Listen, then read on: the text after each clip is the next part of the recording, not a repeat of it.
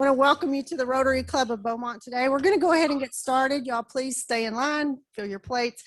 We have a lot on the agenda today, so I don't want to short anybody. So, welcome to the Rotary Club of Beaumont. Okay, I need to fix that. We're together. We see a world where people unite and take action to create lasting change across the globe, in our communities, and in ourselves.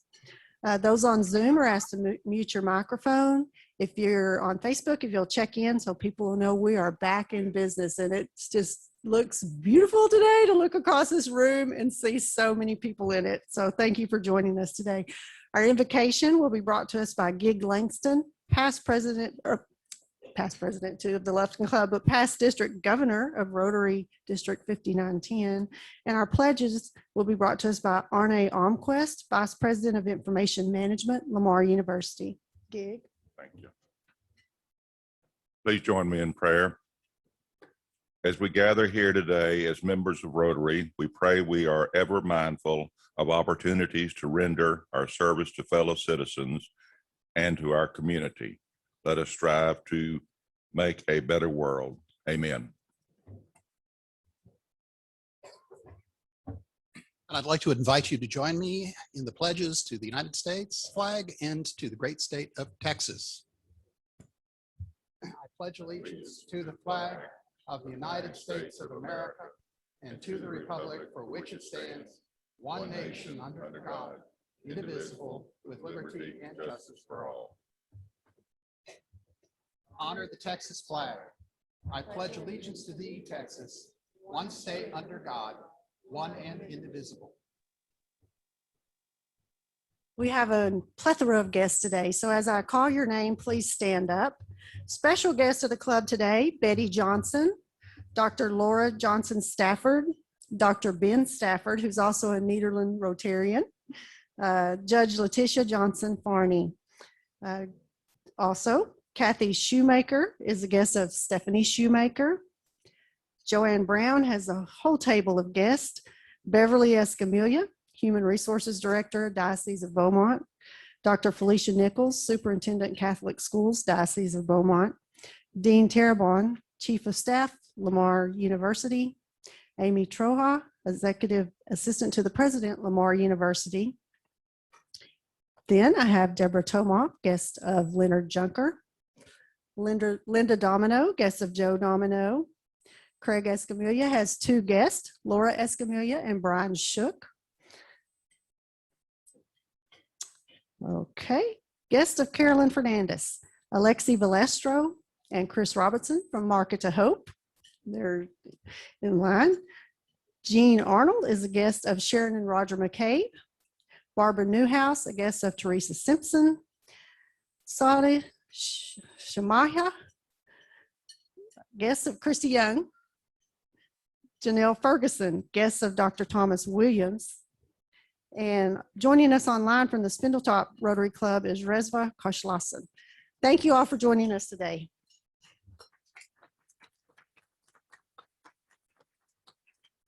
Now we're going to start off with our club business with our check presentation to Market to Hope. So they're right in the line, so I'm going to join them down there for the photo.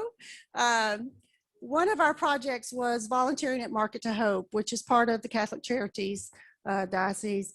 And it was a very fun time for us, and we felt like we did a lot of good. So Carol Fernandez is a Beaumont Rotarian, and she's brought with her today Alexi and Chris. So I'm going to present this check that came to us via from York, the York, Pennsylvania Club.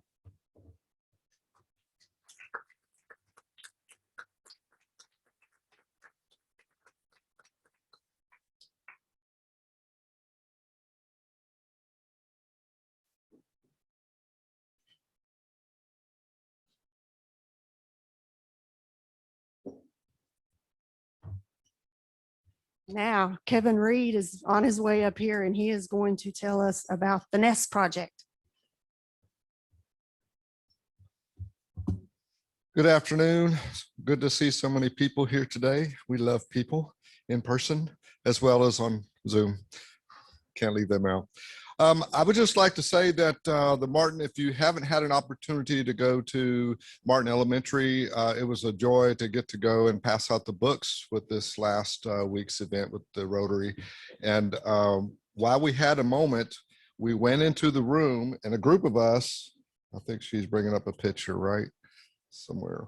There's a group of us that got in the room to be, and has a green background, and she's working on that. So, but so we want to transfer this room into an interactive learning center for the kids with their books. Is that it? Let me look at this side. I saw green. Okay, so this is just some of the empty room, what the floor looks like, what the walls look like. And so we're hoping to transfer, if you'll slide down, transfer into something like this. And so these students will excel and do better with our support as Rotarians. We're at, I believe, roughly 8,300 in our goal, and our goal is 15,000. We'd like to try to get in those donations by the end of June, so that way we can kick off our wind down with Rotary. So if you are interested, go to the page, hit that donate button. It's really easy, and give your support. If you have any problems with a donation or need me to come by and pick up a check personally, I will do whatever it takes to make this happen. So we appreciate all your support, and hopefully we can get this together for this Martin Elementary NEST program. Thank you. Okay, now Chuck Hare is going to come up and he is going to present a memorial resolution.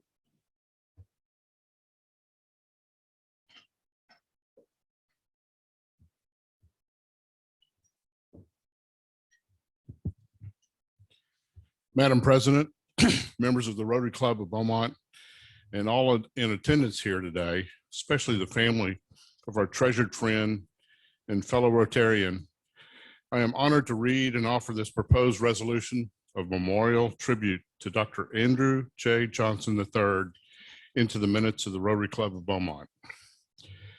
Dr. Andrew J. Johnson III was born September 27th, 1933 in Beaumont's Hotel Dieu to his loving parents, Lois Harper Johnson and Andrew J. Johnson, Jr. His early education was spent primarily as a student of BISD, graduating salutatorian of Beaumont High School, class of 1951. His first college experience was Beaumont's Lamar State College of Technology, but then on Andrew went to the University of Texas, graduating summa cum laude in 1954 with a Bachelor of Arts in History. He earned 2 degrees from Indiana University, Master of Arts in History in 1955, and PhD in 1964. Moreover, in 1966, Dr. Johnson earned a second master's degree from Graduate Library School at the University of Chicago. In 1958, Andrew moved to Beaumont, joining the faculty of Lamar State College of Technology, which in 1971 became Lamar University. At Lamar from 1958 to 1995, he taught history and served as administrator, including being named interim president. Besides his life at Lamar, Jay was involved in the community, including membership in the Rotary Club of Beaumont since 1968, with perfect attendance for 48 of his almost 51 years. With history as his background, Rotarian Jay Johnson served as one of the Rotary Club of Beaumont's historians on many occasions, especially giving many hours of time and attention to documenting its centennial year in 2013. Jay believed in the Rotary four-way test and modeled it in his professional career at Lamar and within his personal life. Dr. Andrew J. Johnson III, educator, leader, Rotarian, and Paul Harris Fellow, +3, passed away June 2nd, 2019, at the age of 85, and is greatly missed by his fellow Rotarians and by so many more. In looking back at the life of Dr. Andrew J. Johnson III, there were milestone years that are worth re-mentioning in the life of a historian. The year 1955 was important in the life of Andrew Johnson for these reasons. He completed his graduate work on the origins of the contract clause in the federal Constitution, earning his Master of Arts from Indiana University in Bloomington, Indiana. He began teaching government and history at Shiner Military Institute in Kerrville, Texas, where he also supervised the dormitory life of the young cadets, who gave him the nickname Mad Dog Johnson. He would also in time serve Schreiner as recruitment and admissions officer. He married Betty Holmes, his Beaumont High School sweetheart, and they would live to enjoy 64 anniversaries and watch their family, which included Laura and Letitia, grow into 4 generations. He began working on his doctoral dissertation, Life and Constitutional Thought of Nathan Dane, an endeavor that would take him 9 years to complete, culminating in his PhD from Indiana University in 1964. The year 1958 was also important in the life of Andrew Johnson. That is the year that he returned to Beaumont with wife Betty and daughter Laura and began working at Lamar, where he would serve in academic and administrative leadership under 6 presidents from 1958 to 1995.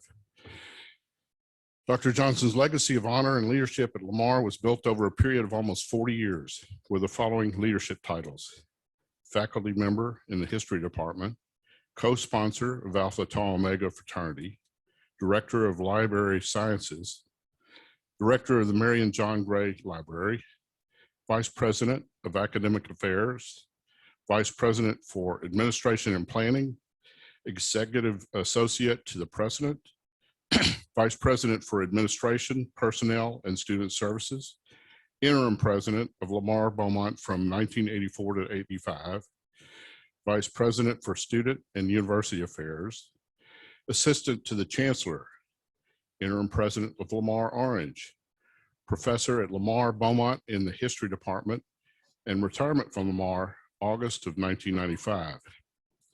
Here are the firsts at Lamar that are attributed to Dr. Johnson. He introduced the Library of Congress classification to the Lamar Library. He expanded the Lamar Library to become the Mary and John Gray Library. He hired the first woman at Lamar into an executive position, who served as an associate director of Mary and John Gray Library, and he organized Lamar's first summer travel program and directed that program for 12 summers.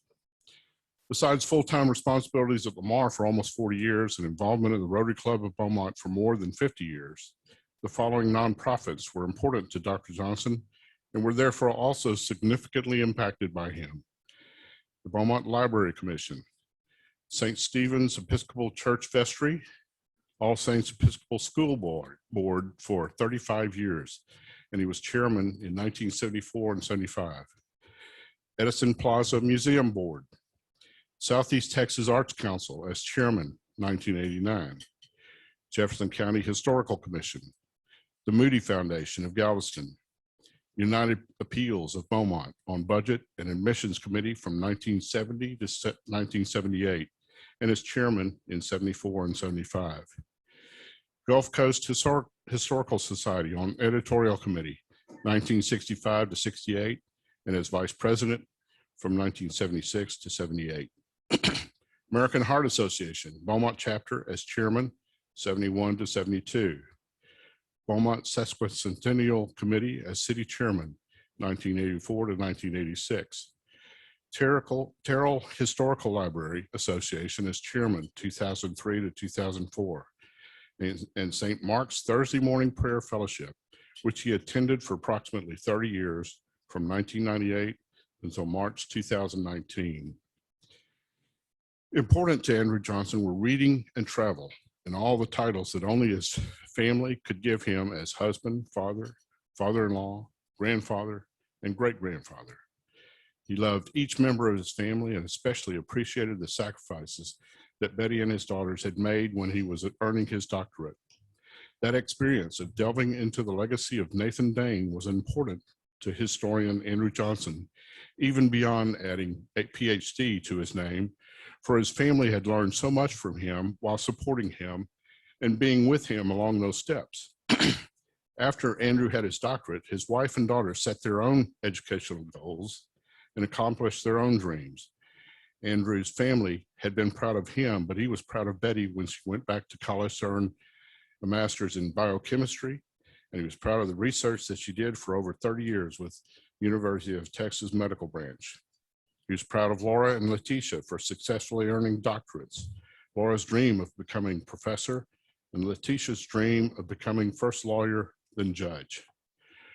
Research and writing were how Andrew filled his summers and spare time at Shriner Military Institute in those first years, especially the summers when at Lamar. And when he completed it in 1964, he had reached the goal that he had set. He had earned his PhD, but life and constitutional thought of Nathan Dane would provide as a prize for Dr. Johnson. He had no idea that years after his dissertation was bound and defended, that he would receive notice that his doctoral dissertation was selected one of the 5 most outstanding dissertations written on the history of the U.S. Constitution between years 1950 and 1975. The 5 selected scholarly dissertations were published into one volume, which included Life and Constitutional Thought of Nathan Dane by Dr. Andrew J. Johnson III of Beaumont, Texas. There is no way of telling how many students of law have already studied his dissertation or how many more will. The impact Dr. Johnson's doctoral research and dissertation is ongoing and immeasurable. Dr. Andrew J. Johnson III was preceded in death by his parents, Lois Harper Johnson and Andrew J. Johnson Jr.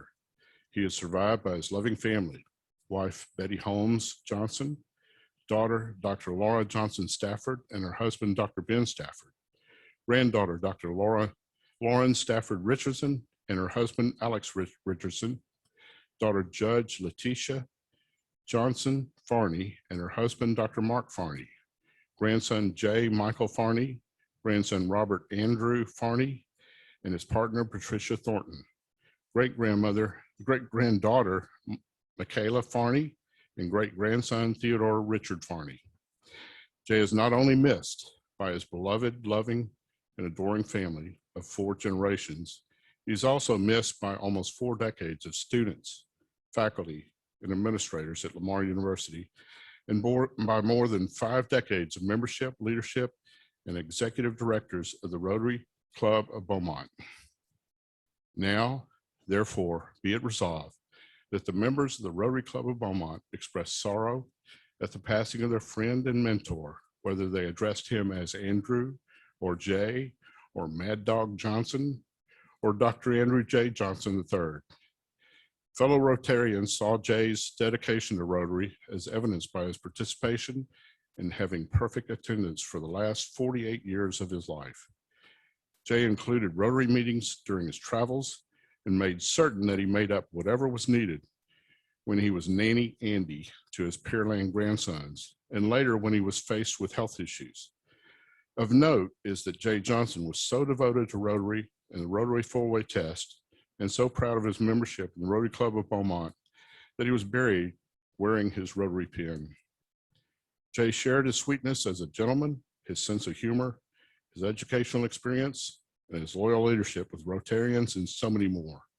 Dr. Andrew J. Johnson III has left an honorable legacy, which is remembered by the people he touched and the institutions that he served, especially Lamar University and the Rotary Club of Beaumont.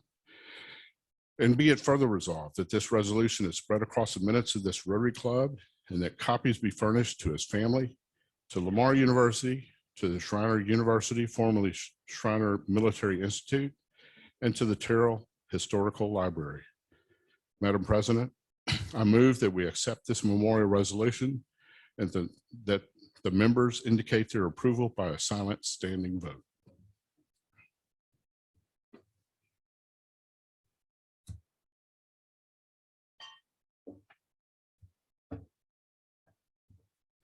Thank you, Chuck, for sharing that, and thank you for sharing Jay with us.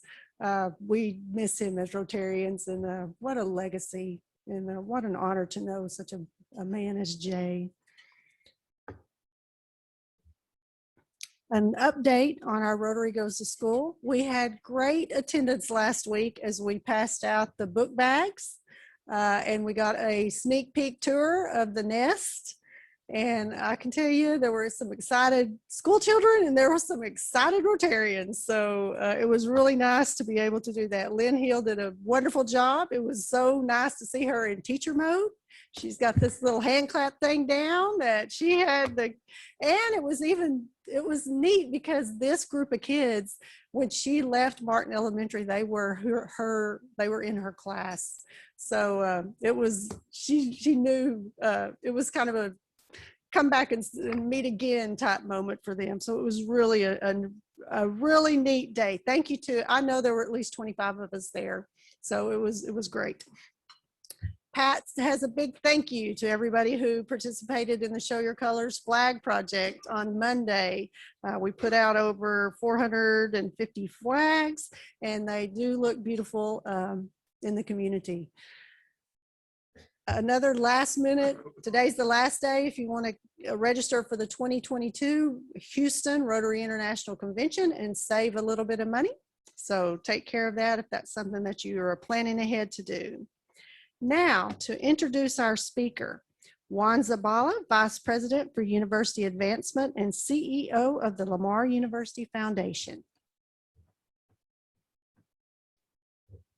Thank you, Cindy. If you've had an opportunity to come to the Lamar University campus recently, you will have noticed, of course, the impressive physical plant transformation, the new and newly beautified entrance to the campus, the brand new and newly named Nancy and Ken Evans Welcome Center, the Wayne A. Rio Administration and Honors College building, the Science and Technology building, the Center for Innovation, Commercialization, and Entrepreneurship, the renovated Setzer Student Center, and the renovated Quad.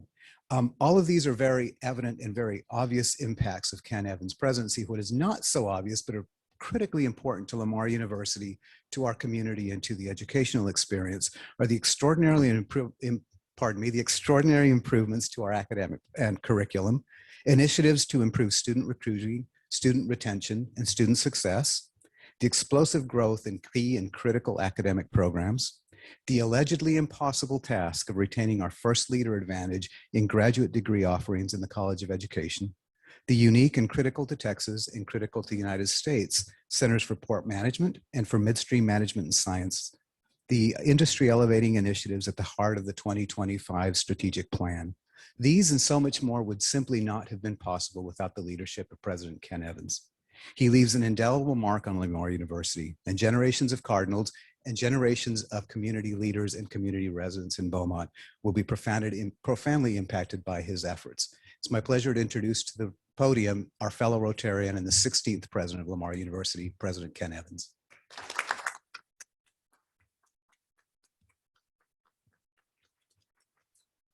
Thank you, Juan. Juan said Saturday night that was the last time he was going to introduce me, and sure enough, I learned a long time ago, never say last.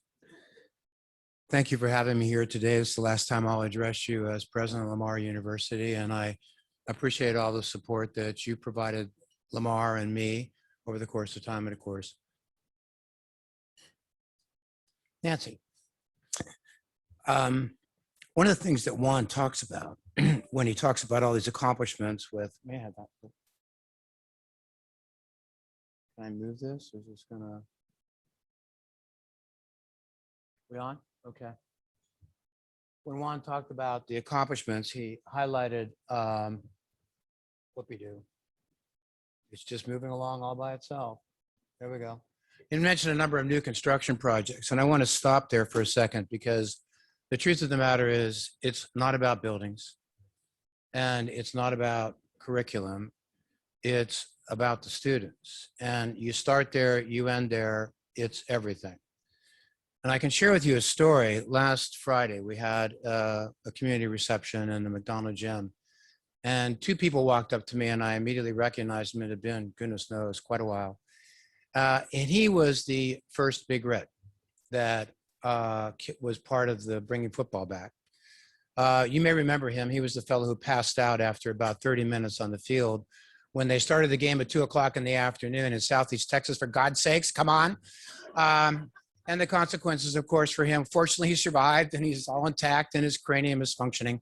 And then his sister decided that, you know, come on, there needs to be a loot. So she created her own outfit. No human being on the planet could ever fit in it after she created it because it was skin tight.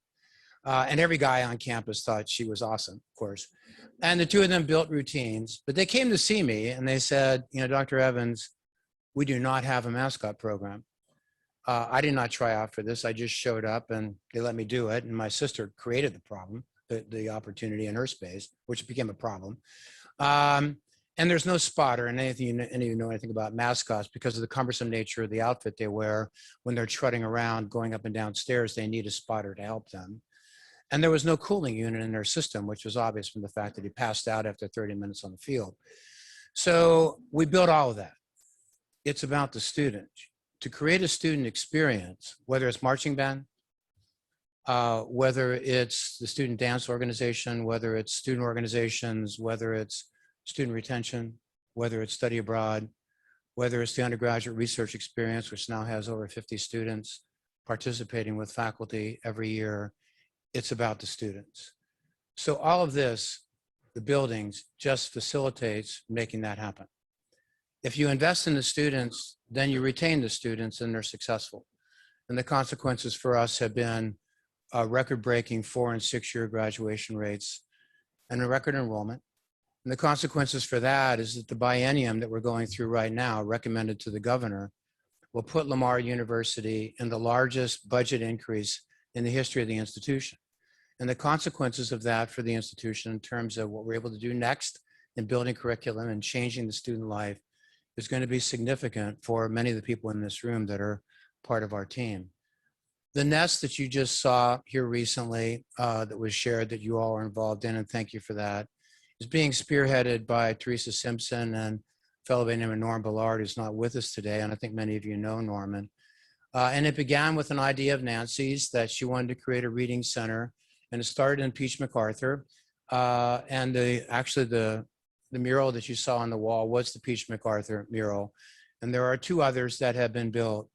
There are a total of 12 schools in BISD. We are in 3 of them. We have commitments for all the remainder. So we will be able to then create an educational experience for both children, and I'll take a moment and explain that in a second, but also for our students that are preparing to enter K through 12 and understanding how to work, particularly with special needs children in all categories, not just those that struggle, but those that are academically precocious and feel threatened in the classroom, demonstrating their precocity. And they have a space that's safe for them to be able to do that. So by the time we're done, we may be one of the leading school districts in the United States in providing these kinds of spaces that will be transformative for the student educational experience. It is about the students. It is always about the students, and the rest of it is just part of the infrastructure that makes that happen. So what you see up here are the different new construction projects that we were involved in, and I'm going to take a moment and take a second on the last one. It is actually the smallest of all of them, but it was the hardest one to do. That project is almost 5 years in gestation. You remember, I'm sure most of you remember the concrete plant, such a delightful facility right there off of Highway 69. Well, the concrete plant was a tad bit of an eyesore. We've already got the ExxonMobil facility on one side, so then you're going to add to it the concrete plant. Talk about being sandwiched. So the consequences for us, if we were going to create an entrance to campus, a real deal entrance to campus, meant we had to find some spot that we could control. Can't control the refinery, but I could control the other side if I were able to work a few deals. So we worked a deal with TxDOT. Try that sometime, by the way. I'll just go out and try to do that. Get an entrance and exit near where you want them to put an entrance and exit. It's not the easiest trick in the world, and they did it. And they were stunningly supportive of us. And that resulted in now Rolf Christopher having an ingress and egress. Then we had to get rid of the concrete plant. That was an interesting challenge, and that happened. And then the Welcome Center made sense. It didn't make sense until all of that happened. And now we can effectively receive guests on campus in a way that is really respectful for them and it demonstrates the excellence of Lamar University. Yeah. We've also created centers, and I want to take a moment here because this is all part of the educational mission and connected very directly to students. And one of them connects very directly to the K through 12 community, I might add. We created an advancement in ports management program. When I arrived here, I don't know anything about ports. Hello. I mean, big ships, they unload them. Okay. But I did notice that there was no program anywhere in the United States dedicated to preparing people to be in a management role in a business that was immense. The management support, so I end up they're overseeing incredible budgets, but there was no preparation. It was all bootstrapped. A stunningly unsophisticated way of preparing people in today's marketplace. So we created that center.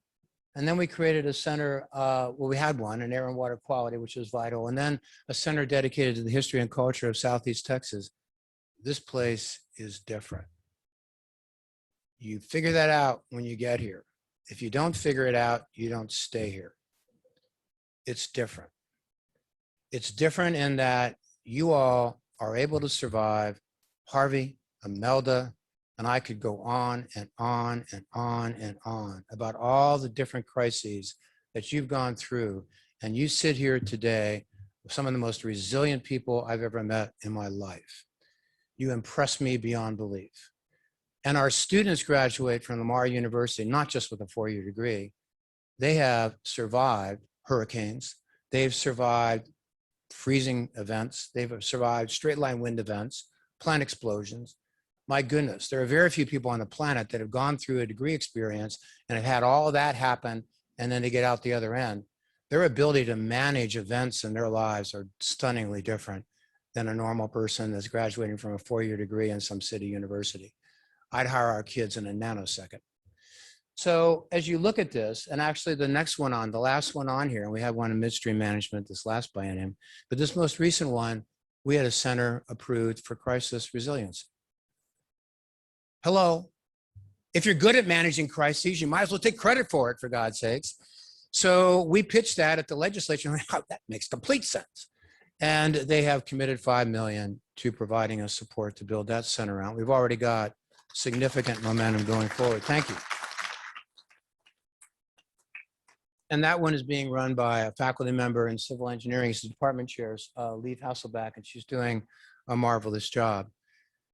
But it also, part of being a university in a community is being a part of the community. You just simply can't abut South Park, and you can't simply be embedded in a city that depends so much on the role that the university plays without owning a responsibility for being a member of that community. So we've done a number of things dedicated to just that. We've played an instrumental role in helping the city recognize its responsibility in South Park. And we gave South Park a voice. And we created the South Park Neighborhood Association. And the result of that was 80 abandoned buildings, where about 70 of them have now been demolished. And as a result of that, we're seeing restoration work and new development taking place in South Park, young families moving in, and the community is being transformed. The neighborhood garden is a result of a lot of work of a lot of people, including that group, that neighborhood association, that now has flourishing gardens and vegetables and an abundance of just beautiful greenery and a stunning space where people hang out. There's a swing there and there's benches there, and I see people sitting there with regularity when I'm going back and forth to work, my commute of 4 minutes. So I'm going to end here with this something that we did, and I actually want to go back a slide. Can I do that? I can. We created a center dedicated to educational resiliency, and I want to take a moment on this because when COVID hit, it was devastating. The whole K through 12 community was shut down. All of these students did not have face-to-face classroom environment. None of those teachers were trained to be able to take their entire curriculum online. None of them. However, we have 13,000 alumni from our College of Education and Human Development who graduated with graduate degrees in education, who took their entire curriculum, guess what? Online. They understood the online industry. And as a result, we're able to help their colleagues in turn develop the online capability that was vitally important to helping provide the resiliency for the K through 12 community throughout the state of Texas. We're now working with Apple Computer and Microsoft to build a nationwide program also dedicated to the same thing. Educational resiliency is not COVID. It's hurricanes, it's tornadoes, it's flus, it's ice storms, it's all the other things that shut schools down and they impact the ability to matriculate children. If you don't think that what's going to happen to the students we get as freshmen as a result of COVID is not going to be significant, get a grip. Our remediation work that we're going to have to do for these kids that are coming in, they're going to need math remediation and reading remediation simply because they did not have the power of the K through 12 teacher in front of them in the classroom, making a difference in their day-to-day educational experience is massive. And it will continue for some time as it matriculates through the system. My respect for the K through 12 community and what they do is without parallel. They're an amazing group of people that are dedicated to your children, your children's children in ways that you can't even possibly begin to imagine. Some of them are represented here, and I thank them for the work they do on behalf of our community. So I'll move on. Point in the wrong direction. We also have, if you haven't been on campus recently, please do so. The public art on campus is absolutely stunning. This piece here is, yes, this piece here is a Searles piece. I would encourage you to go into the new Science and Technology building. There's a mural by Dixie Friend Gay that will knock your socks off. By the way, go up to the second floor and look down on it. You'll understand it better than looking at it from the floor up. But it is a floor to ceiling mural that is really believable. Moving on, move back. We just entered up, what we do? We just entered the Western Athletic Association conference, and I did it for a number of reasons. We did it for a number of reasons. One, financially, it made sense. I'm sorry, I'm a business guy. I can't help it. And the other part is it puts us in 6 states we're not in. So it expands our recruiting base. It expands our exposure. It is immensely important PR for us. There are other challenges. There'll be challenges. There'll be rocky roads, but we'll make our way through it. There's some really good teams, by the way, in the WAC. So we're going to have to work our way through that part as well. I know I'm running out of time. We have introduced study abroad in a way that had not been part of what we were doing in the past. It's a 4-fold increase. We were in, I think up there it says 15 countries. I think there's about 16 to 18. And we're going to go back to that, of course, now that COVID's going to release our ability to get back out again, which I'm very thankful of. We also have an Office of Diversity and Inclusion. If you've not seen it or interacted with it, I encourage you to do so. We just completed a diversity, inclusion, and equity strategic plan for campus that is it's actually an iteration. It's almost done. The draft form is complete. I'm very proud of that team and what they've done. We are a very inclusive campus. We are a very diverse campus. Our Hispanic student population is almost 25%. We're likely to be an Hispanic serving institution within the next 2 to 3 years. It is a campus that's very different than maybe you remember it if you had attended Lamar. I'm working on trying to finish if this thing will advance. We have a strategic plan. We just finished another one, and it'll serve as the basis for the incoming president, no doubt subject to some modification as he puts his imprint on it. And here are the numbers. At some point, you got to put them up there. When I arrived, we were at 15,000, roughly 500 students. In the fall of this year, we were at 17,500. This fall, we'll be at 18,500.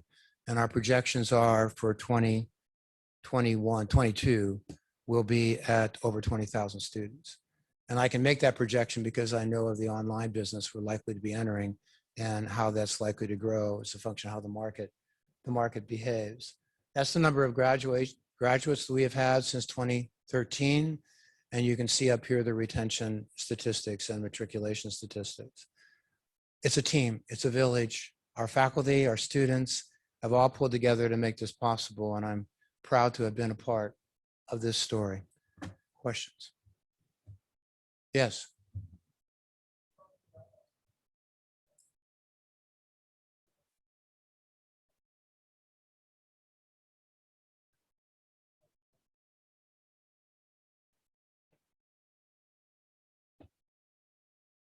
I'll repeat the question. The question is since so many people are entering the online space, do I see it as a competitive threat? I presume that's your point, right? I'm sorry. I'm just prone to do that. I can't help it. No.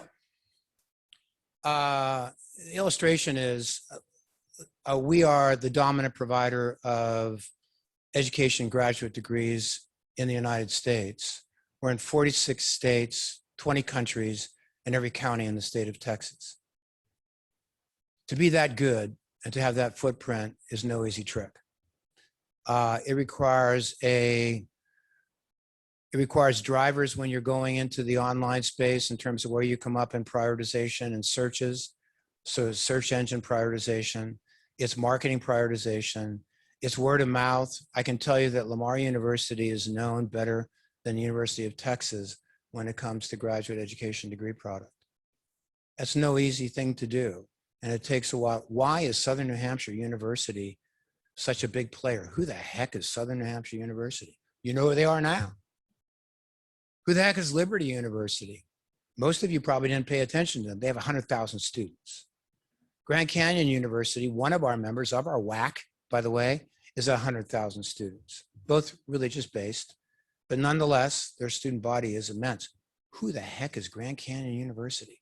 I was at Arizona State University when they were sitting there about ready to go under.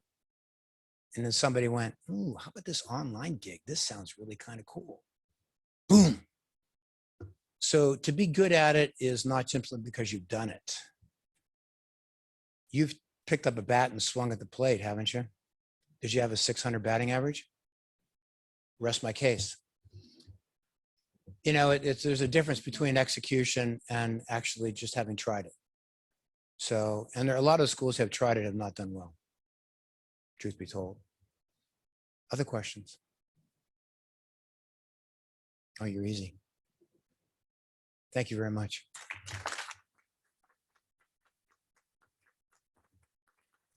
Thank you, Dr. Evans. How exciting, all the neat things that are going on at Lamar. And so much we appreciate about what you have done, and especially with our NEST project that we're so excited to jump into. That's going to help so much with all the school children that lost some this past year. And I'm excited that every school has one online to get started. Another interesting thing, something interesting always comes up. One of those 13,000 alumni is my cousin in Wichita Falls, who has that Master of Educations that she got from Lamar. And so I know that it's very utilized across the state of Texas. I did not realize how many people and how successful that is, but that is something that y'all started that before it was even popular for online. So how awesome that they could step in at a time of need and really help teachers get that going. I also enjoyed how you focused on the students. And we always donate to the Rotary International Foundation for our speakers in their honor. And one of our service levels is the economic and community development. And you talk about focusing on the students. And when you focus on the students here, not only at Lamar University, but you focus on the students in the elementary schools, and it's especially when you go into these NEST programs, they look at the community and they pull the community into that. So you've done not only Lamar, but the whole city of Beaumont, the students of this whole community. And we want to make a donation in your honor for that. And I also appreciated how you described some of the kids as academically precocious. One size doesn't fit all. So thank you to you and your late wife, Nancy, who was instrumental in looking out for those kids that might fit in a different box and offering something up for them. So thank you again for joining us today for your last little bit here in Southeast Texas. And we're glad that you found this place different and you found that you liked it and you stayed. A few announcements in closing. Please consider a donation to the Build a Nest project. That's going to close on June the 30th. So if you would like to get your donations in for our special Rotary Nest project at Martin Elementary, please get that in by the end of the month.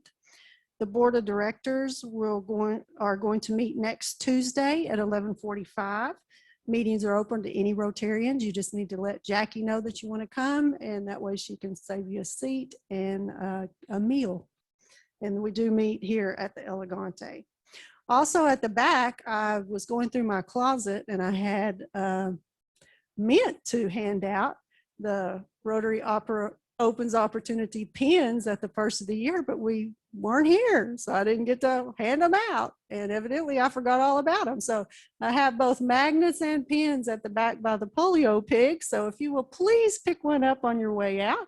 They are, Suzette, our artist, is planning to incorporate something with the Rotary theme into the nest, so it'll be a nice little memento, even though our year is almost up here in Rotary.